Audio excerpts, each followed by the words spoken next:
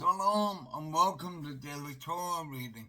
We are in Shemot, or Exodus chapter 9. Be blessed as we read the scriptures. Yahweh said to Moshe, "Go to Pharaoh and say to him, Thus says Yahweh, the God of the Hebrews, let my people go to worship me. For if you refuse to let them go and continue to hold them, then the hand of Yahweh will strike your livestock in the fields, the horses, the asses, the camels, the cattle, and the sheep, with a very severe pestilence. But Yahweh will make a distinction between the livestock of Israel and the livestock of the Egyptians, so that nothing shall die of all that belongs to the Israelites. Yahweh has fixed the time. Tomorrow Yahweh will do these things in the land." And Yahweh did so the next day. All the livestock of the Egyptians died, but the livestock of the Israelites, not a beast, died. When Pharaoh inquired, he found that not a head of the livestock of Israel had died, and yet Pharaoh remained stubborn, and he would not let the people go. Then Yahweh said to Moshe and Aaron, "Each of you take a handful of soot from the kiln, and let Moshe throw it toward the sky in the sight of Pharaoh. It shall become a fine dust all over the land of Egypt, and cause an inflammation, breaking out in boils on man and beast throughout the land of Egypt." So they took soot of the kiln and appeared before Pharaoh. Moshe threw it toward the sky, and it caused an inflammation, breaking out in the boils on man and beast. The magicians were unable to confront Moshe because of the inflammation, for the inflammation afflicted the magicians as well as all the other Egyptians. But Yahweh stiffened the heart of Pharaoh, and he would not heed them, just as Yahweh had told Moshe.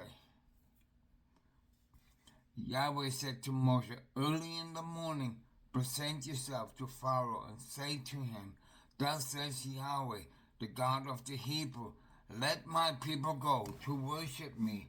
For this time I will send all my plagues upon you, your person and your courtiers and the people, in order that you may know that there is none like me in all the world.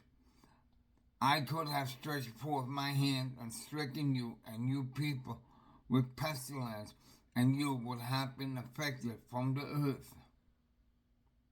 Nevertheless, I have spared you from this purpose in order to show you my power, and in order that my fame and resound throughout the world. Yet you continue to thwart my people and do not let them go. This time tomorrow I will rain down a very heavy hail, such as has not been in Egypt from the day it was founded until now. Therefore, order your livestock and everything you have in the open, brought into shelter, every man and beast that is found outside, not having been brought indoors, shall perish when the hail comes down upon them." 20. Thus among Pharaoh's courtiers who feared Yahweh, word brought the slaves and livestock indoor to safety. But those who paid no heed to the word of Yahweh left their slaves and livestock in the open. Yahweh said to Moshe, "Hold out your arm toward the sky, that hail may fall on all the land of Egypt, upon man and beast, and all the grasses of the field, and the land of Egypt." So Moshe held out his rod toward the sky, and Yahweh set thunder and hail and fire streamed down to the ground, as Yahweh rained down hail upon the land of Egypt. The hail was very heavy, fire flashing in the midst of the hail, such as had not fallen in the land of Egypt since it had been a nation. Throughout the land of Egypt, the hail struck down all that were in the open, both man and beast.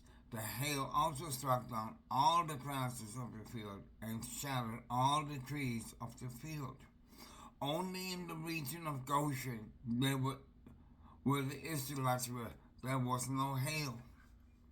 Thereupon Pharaoh sent to Moshe and Aaron and said to them, I stand guilty this time. Yah is in your right. I stand guilty this time. Yah is in the right, and I and my people are on the wrong. Plead with Yahweh that there may be an end of Yahweh's thunder and of hail. I will let you go. You need stay no longer. Moshe said to him, as I go out of the city, I shall spread out my hand to Yahweh. The thunder will cease and the hail will fall no more, so that you may know that the earth is Yahweh's. 30. But I know that you and your courtiers do not yet fear Yahweh.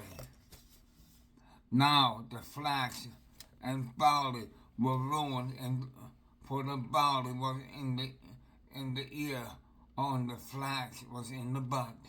But the wheat and the emmer was not heard, for they ripened late. Leaving Pharaoh, Moshe went out the city and spread his hands to Yahweh. The thunder and the hail ceased, and no rain came pouring down upon the earth.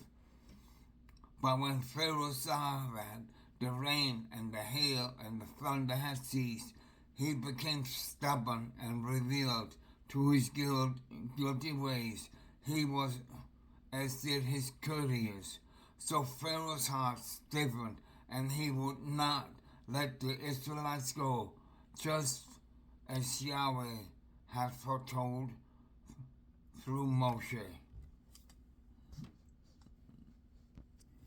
Chapter 10. Then Yahweh said to Moshe, go to Pharaoh, for I have hardened his heart and the heart of his courtiers, in order that I may display these my signs among them, and that you may recount in the hearing of your sons and your daughters' sons, how I made a mockery of the Egyptians, and how I displayed my signs among them, in order that you may know that I am Yahweh. So Moshe and Aaron went to Pharaoh and said to him, thus says Yahweh, the God of the Hebrews, how long will you refuse to humble yourself before me? Let my people go, that they may worship me. For if you refuse to let my people go, tomorrow I will bring locusts on your territory. They shall cover the surface of the land, so that no one will be able to see the land. They shall devour the surviving remnant that was left to you after the hail, and they shall eat away all your trees that grow in the field. Moreover, they shall fill your place and the houses of all your courtiers and all the Egyptians, something that neither your father nor your father's fathers have seen from the day they appeared on earth to this day. With that, he turned and left Pharaoh's presence. Pharaoh's courtiers said to him, how long shall this one be a snare to us? Let the men go to worship Yahweh, their God. Are you not yet aware that Egypt is lost? So Moshe and Aaron were brought back to Pharaoh, and he said to them, go, worship Yahweh, your God. Who are the ones to go? Moshe replied, We will all go, young and old. We will go with our sons and daughters, our flocks and herds, for we must observe Yahweh's festival. But he said to them, Yahweh be with you, the same as I mean to let your children go with you. Clearly you are bent on mischief. No, you menfolk go and worship Yahweh, since that is what you want. And they were expelled from Pharaoh's presence. Then Yahweh said to Moses, hold out your arm over the land of Egypt for the locusts, that they may come upon the land of Egypt and eat up all the grasses in the field, whatever the hail has left. So Moshe held out his rod over the land of Egypt, and Yahweh drove on an east wind over the land all that day and all night. And when morning came, the east wind had brought the locusts. Locusts invaded all the land of Egypt and settled within all the territories of Egypt in a thick mass. Never before had there been so many, nor will there be ever so many again. They hid all the land from view, and the land was darkened, and they ate up all the grasses of the field and all the fruit of the trees which the hail had left, so that nothing green was left, the tree or grass or the field, in all of the land of Egypt. Pharaoh hurriedly summoned Moshe and Aaron and said, I stand guilty before Yahweh your God and before you.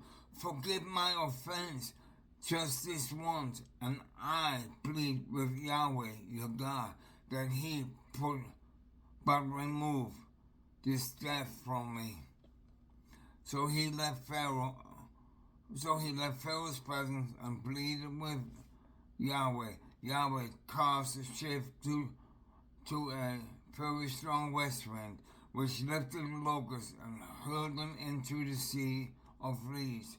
Not a single locust remained in all the land, in all the territory of Egypt. 20. But Yahweh stiffened Pharaoh's heart, and he would not let the Israelites go. Then Yahweh said to Moshe, hold out your arm toward the sky, that there may be darkness upon the land of Egypt, a darkness that can be touched. Moshe held out his arm toward the sky, and thick darkness descended upon all the land of Egypt for 3 days.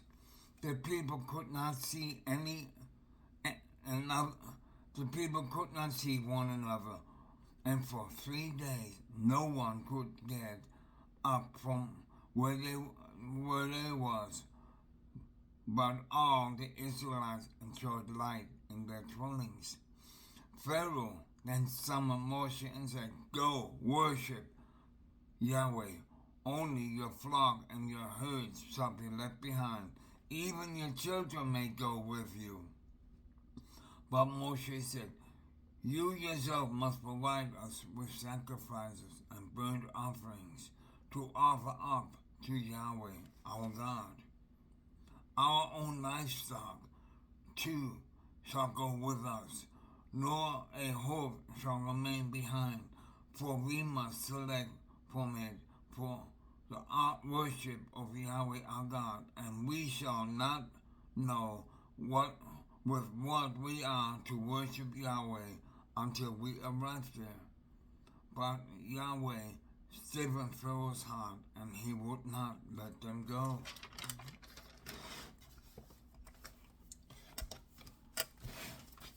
Pharaoh said to them, be gone from me. Take care not to see me again, for the moment you look upon me, for the moment you look upon my face, you shall die. And Moshe replied, you have spoken rightly. I shall not see your face again. Chapter 11.